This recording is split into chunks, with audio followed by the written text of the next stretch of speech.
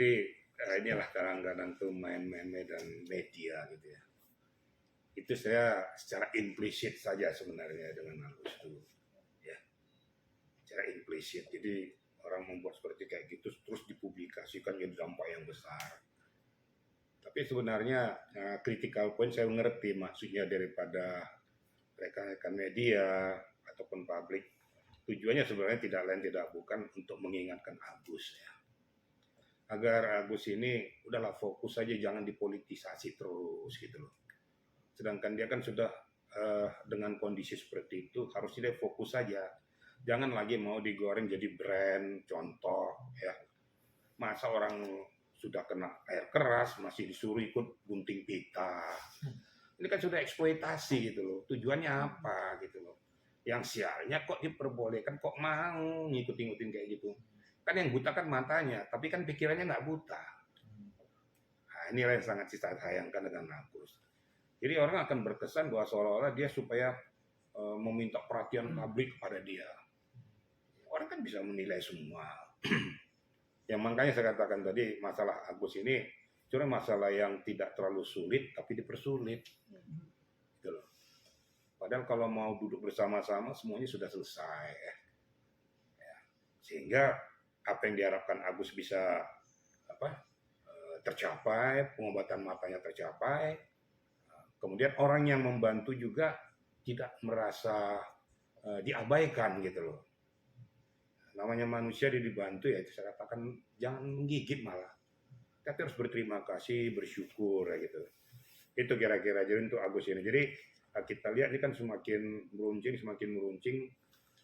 Akhirnya tujuan utama untuk pengobatannya itu jadi absurd kabur.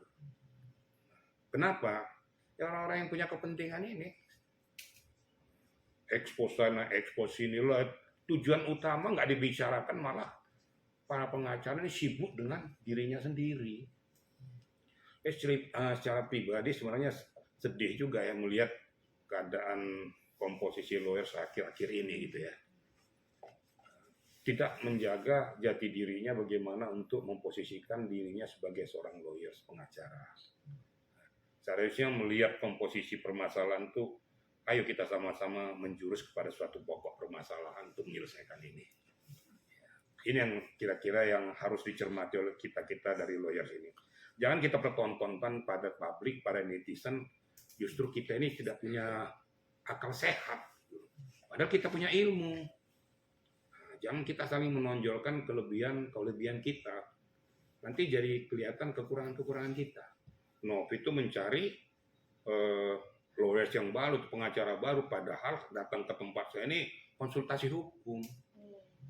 Tapi dari media menanya sudah mencari lawyers yang baru. Nah, saya sayangkan dari Adindaku ini terpancing. Tidak menyaring dulu, tidak melihat dulu, tidak mendengarkan dulu, langsung memberikan statement. Gitu. Padahal tidak seperti itu. Gitu. Tapi ya, saya katakan berkali-kali, ini Firdaus ini adik saya sebenarnya. Saya sering komunikasi sama dia ya. Inilah kira-kira, jadi kalau seandainya kita itu mendengarkan suatu tata bahasa itu harus check and recheck. Check and recheck bener nggak pokok permasalahan itu. Baru kita keluarkan statement. Nah perlu saya sambung saja, saya lihat tadi pagi keluar lagi statement dia untuk mengundurkan diri dari pokok permasalahan ya. Mengundurkan diri dari lawyersnya Alvin Lim, dari Agus, kemudian mencabut laporannya terhadap Novi ya di Tangsel sana. Ya alhamdulillah ya. Jadi sehingga saya berterima kasih kepada adik saya ini ya. Terima kasih bahwa lebih fokus, kita masih banyak hal-hal yang lain yang lebih penting untuk kita selesaikan ya demi kemaslahatan orang banyak. Tidak usah terfokus masalah Agus ini. Kalau seandainya masalah Agus sudah bisa diselesaikan, saya juga berhenti. Saya juga nggak banyak komentar apa-apa. Sebenarnya tujuan utama saya itu memberikan konsultasi hukum, supervisor, kemudian masuk jadi pengacaranya atau kuasa daripada si Novi, tidak lain tidak bukan hanya untuk melindungi dia dari gempuran yang tidak layak, tidak pantas. kita harus terbuka kepada publik apapun alasannya. Novi telah melakukan yang terbaik untuk Agus. Itu nggak boleh kita bantah itu ya. Jangan kita politisir karena ada kepentingan tertentu. Jadi dengan dipertanyakan tadi Adindaku Firdaus, udah clear itu, nggak ada masalah tuh ya. Jadi nggak usah lagi digoreng-goreng masalah Firdaus ini, dia sudah clear tadi pagi, sudah mencabut semua, sudah mengundurkan diri dari kuasanya Alvin Lim, dari pihak Agus juga, dia mau fokus kepada case-case yang sedang dia tangani. Yang mudah-mudahan Adindaku ini sukses di dalam era yang baru menangani case yang lain. Jadi saya rasa untuk Adindaku Firdaus, terima kasih lah. Ayo kita sama-sama kita redahkan pokok permasalahan ini, selesaikan apa yang menjadi tujuan utama daripada Agus ini. Kita sebagai manusia biasa ya, maka saya katakan apapun alasannya ya, kita ini seorang wanita ya. Bayangkan kalau seandainya anak kita diperlakukan seperti itu, pantas dan layak enggak? Yang kedua, kenapa kok dipersepsikan ke sana? Kan namanya konotasi, mohon maaf pada media dan netizen, kata-kata pelacur kan tidak layak. Jadi seolah-olah bilang apakah, kalau nggak bisa apakah, ini kan sudah ada indikasi ya, yang membuat jadi bisa dilaporkan dia, itu dipublikasikan. Mungkin apa dia jual narkoba, dipublikasikan hal-hal yang belum dia ketahui. Jangan kata ilmu katanya. Apakah? Ada pertanyaan apakah. Kalau mau pengen bertanya, tanya aja langsung sama yang bersangkutan. Kenapa harus melalui media, menggunakan media, mempublikasikan kepada khalayak ramai, sehingga namanya netizen mempunyai persepsi bermacam-macam. Ini apa benar? Sehingga merusak harkat, martabat, dan harga diri seorang Novi. Maka saya katakan, kalau seandainya tidak mau digigit, jangan menggigit. Dia punya anak perempuan, diperlakukan anak perempuannya kayak gitu, dia tidak terima. Sakit katanya, anak saya diperlakukan gitu. Kenapa kamu perlakukan wanita yang lain seperti itu? Dia kan punya harga diri juga. Seorang Novi bagaimanapun punya anak. Anaknya membaca itu di YouTube atau dimanapun, kan terpukul dong, gitu loh. Jadi harus kita sama-sama mengetahui. Jadi jangan kira-kira menjatuhkan orang lain tidak berdampak kepada Novi, keluarga, dan anak-anaknya. Pernah nggak berpikir seperti kayak gitu? Kan merusak dia punya jati diri, merusak harkat martabatnya.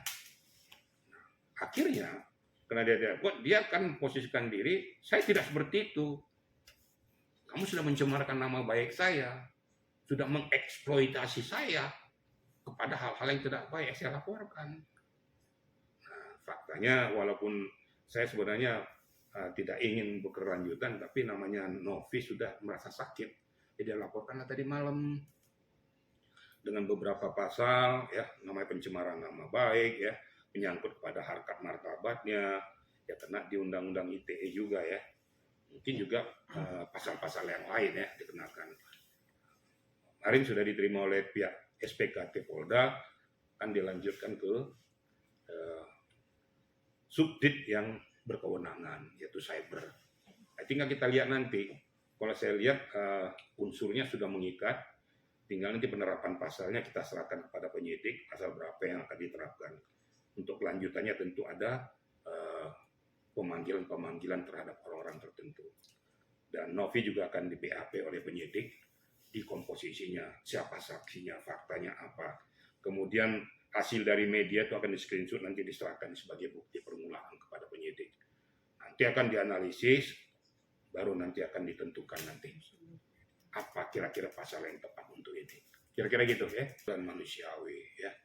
Maka saya bilang kan, selalu kan saya katakan, mulutmu adalah harimaumu.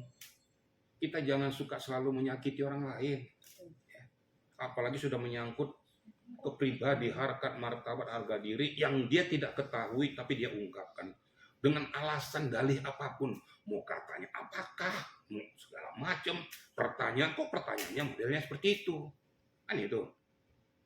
Media kan ada juga yang wanita sekarang, Anda rasakan aja kalau Anda diperlakukan kayak gitu, sakit nggak kira-kira? Ya sangat sakit. Ya. Makanya seorang Novi itu sudah betul-betul sampai dia menjerit, dia merasa terpukul karena anaknya mempertanyakan, apa mama seperti ini? Kemudian keluarnya mempertanyakan, apakah pernah difikirkan oleh yang bersangkutan ini akan berdampak kepada keluarga dan anak-anaknya? Dan khalayak ataupun saudara ataupun teman-temannya. Itu kan berdampak luas. Yang saya katakan bahwa ini sudah akibat daripada perbuatannya ya, berdampak kepada publik. Apalagi dipublikasikan melalui media. Ya, kena di pasal 45 Undang-Undang ITE juga kena dia, di Undang ITE di pasal 27 juga dia kena. Tinggal nanti apa sih penyidik akan menerapkan mana yang paling pantas. Saya tidak mau menjustis kemana nanti arahnya, tapi beberapa pasal akan diterapkan ke sana. Tinggal nanti pembuktiannya, saksi-saksi, bukti, ahli akan menerapkan ini. Kan semua akan dilibatkan semua.